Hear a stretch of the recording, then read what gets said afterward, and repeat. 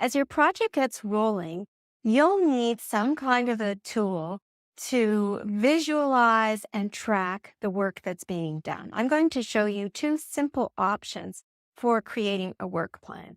Both of these options are shareable. You can use them online so you don't have to email documents back and forth. The first option is a simple Excel worksheet, and you can download the template from this mini module. You can see here that there are just 5 columns. You start by entering the date. There are a couple of ways to do this. You can either have the date for each day in the span of your project, so you could go right down to February 28th, or you can simply list the key dates. Maybe you don't have a deliverable due until February 10th, so that might be your next date. In the task column, I encourage you to start with a verb to make it clear what needs to be done. Keep the emphasis on the doing. So let's say you're going to start with a kickoff meeting. I wouldn't just put kickoff meeting. I would put old kickoff meeting. I would put prepare interview questions rather than simply putting.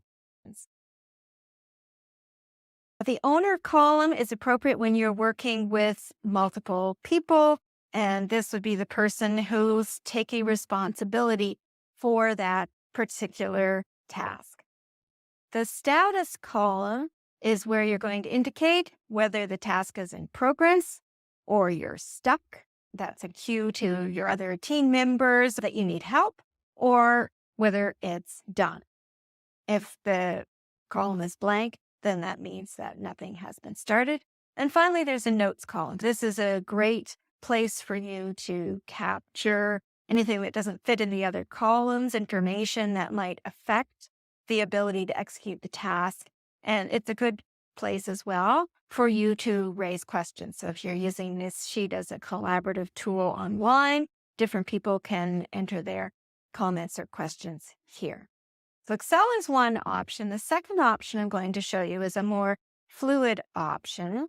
This is a tool called Trello. It's one of many online project management tools that are available today, and many of them have a free option. This you can see is a free option in Trello. You simply have to sign up with your email.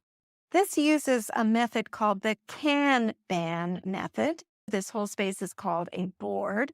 And within the board, you create different lists. I've created a very simple flow here: to do, in progress, and done.